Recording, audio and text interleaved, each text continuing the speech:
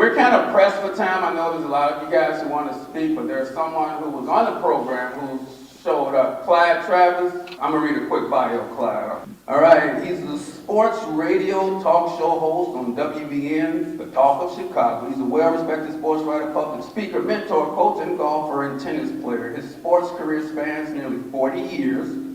He's been inducted into 3 Hall of Fames: the Chicago Public League Basketball Association, the Illinois Basketball Coaches Association, the Chicago Public League Football Coaches Association, and he was honored as the Sports Writer of the Year by the Central Officials Association. Travis also co-hosted a talk show on ESPN Radio, was a Midwest correspondent for BET Sports Profile, has appeared in numerous sports documentaries, and was the co-author of sports consultant for the book Contemporary Black America. Ladies and gentlemen, from the Chicago Sun-Times, Mr. Clyde Travis.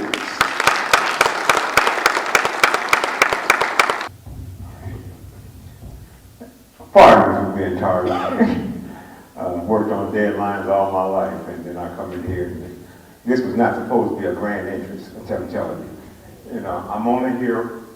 If it was anybody other than Frank, I would not be here. I'm dealing with some serious health issues myself, and I should not be out in this weather whatsoever. But sometimes a call is as important on one end as it is in the other. I'm looking around here and I'm telling everybody if I don't speak to you because I don't recognize it, because I know many of you all can't recognize me right now. I'm about 70 pounds down. So let's keep it moving. Frank is one of one. We basically came in at the same time. When I first hit Chicago from the East Coast, as Tommy likes to point out to me all the time, I got here in '78. The Chicago Sun-Times and the Tribune got together and they said, hey, we want to do something different. We want you to be that guy. We just want you to go around and just watch all the sports in Chicago area that you possibly can do. I did that. And somehow, I did more looking at Simeon than I did any other school in the state of Illinois. I used to call, in our business, you call something one-stop shop. They had the greatest football program, as far as I was concerned. They had the greatest basketball that I was concerned. And then they trumped it all with the greatest baseball team. And when I'm talking about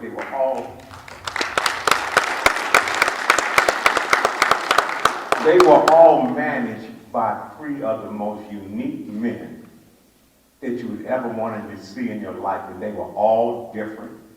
They always didn't get along, which was big fun for a writer. And they all stood up for the players that they believed in. And for some reason, let's talk about it. Many of us play ball. We talk about the big revenue sports. When we talk about revenue sports, what are we talking about? Basketball, football. Frank wasn't having it. Frank called me on the phone. He said, Clyde, all right now. Don't you start that stuff with that baseball, football stuff. We got players over here. And I just loved the enthusiasm he had. So I started coming out and watching. And what won me over was that 83 team that he had. Now, I know I'm missing some of the names, but 2 I remember distinctly. It was Wes Chamberlain and Geraldine. When I went back then from the East Coast, I said, hey man, these guys can roll with anybody. And there's one thing about having a team, but there's another thing about building a program. And that's what Frank did. He built a program. I used to be at the office at the Sun-Times, and they basically would laugh at public league baseball. They called it a joke. Everybody, when the playoffs came and things of that nature, they wanted to play against the public league, especially in baseball. They called it the bye game. Slowly but surely, Frank came to me and said, hey, we're going to change that. You can imagine the word he used. He said, we're going to change that real quick. And Schultz, the names that he came, what school goes from not basically having a baseball team to having 2 players drafted in the first round? one player is rated the #1 player in the entire country. That was Jeff Jackson. The other player was Sean Bixby. And you had guys like Carter, was it James Carter? And then the nicknames that came out that he put on his players. This is what really got me. I mean, I remember he named somebody Skunk. He named another person. He named, there was G.I., there was Fletch, there was, I'd like to ask you all out here, is Bo Rappert and Racket the same person? Because all these years, and I thought the coolest name that ever happened that he gave, and I used to always think this was this guy, he gave him this name, I should say, and that was Clyde Earl until he told me that was his real name. Black Jesus, yeah. So you can imagine, when you win a city championship, that's one.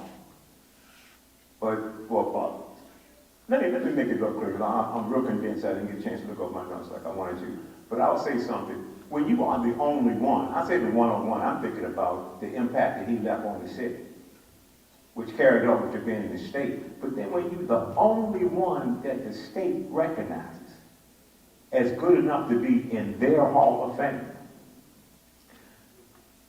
that takes you to a whole nother level. Because if you have a team that's ranked, if you're the #4 ranked coach ever to play the state of Illinois, I used to go downstate and say, hey man, he should be #1. Well, why was that? I said, because he's winning with duct tape. He's winning, they playing out there on the field that I used to see them come out there and put kerosene on the back. Hey, that's how far we go back. I said, hey, you ain't burn up the field. Watch this, boy. Next thing you know, there he is. I know I probably have a player in here, one of Frank's favorite players. I'm not going to call him by name. He chooses to identify himself. That's cool. But it was against, one of my favorite games was against Clemente. And that was Rich Tom Leone. And Rich was considered the innovator, the guru of a whole lot of stuff. They would do all kinds of crazy things that throw you off your game and things of that nature. And Simeon had him. They had him. They were coming up. They were over at Simeon. Frank calls a timeout. Goes over to this kid. Got a man on second, got a man on third. He tells the boy where to hit the ball. The kid hits into a double play. I've never seen a guy blow his gasket like that in my entire life. Clyde! I told that boy to hit the ball up in the air. He hit the ball over the air. The whole place just bust out laughing. The funny part about that story is that guy ended up scoring the winning run to be, I knew that boy was going to do that. I mean, Frank was so much of a personality that he upped everybody's game. He upped the coach's game. At one time when Simeon hit they had a bullseye on their back, whether it was the city, whether it was the suburbs, whether it was the Catholic League. There was a bullseye on, you would think they were the best team in the state, year in and year out. But didn't nobody want to lose to them black boys. And Frank wore that as a badge of honor. He wore that as a label, saying, hey, we got it. You know, you got so many players. You look at Rob Fletcher, who followed in his footsteps. Dennis Butler, Butler brother, followed in his footsteps. You got, some of the other guys, Kevin Cole, doing things basically in his footsteps. You can go to any other school, and I have covered sports in Chicago for 6 decades. Now, I know it's a trick question. Like I just told you, I started in 79, 80, 90, 2000, 2010, and I'm still here. And the things that kept me going are people like Frank.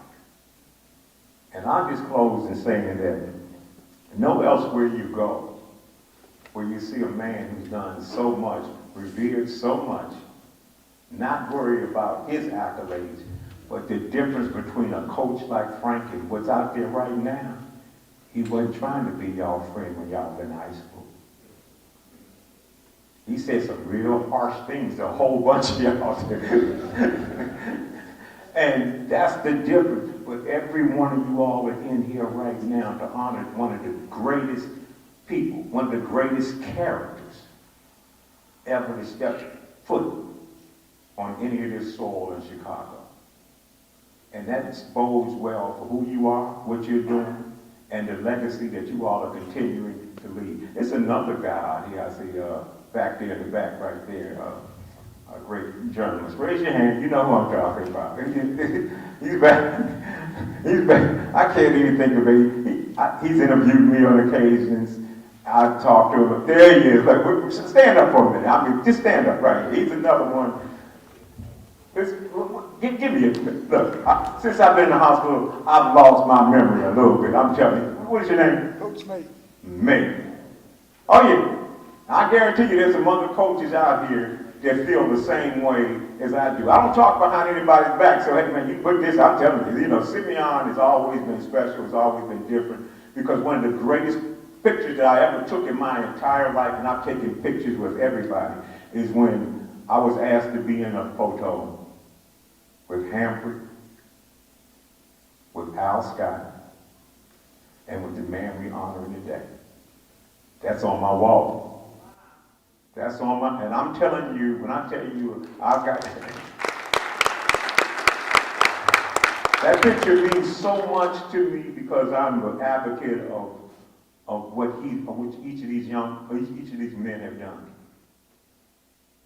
And man, to see what I see right here on a cold day like this, where you got 1,001 reasons not to be here, and for you all to be here, man, I'm telling you, it's.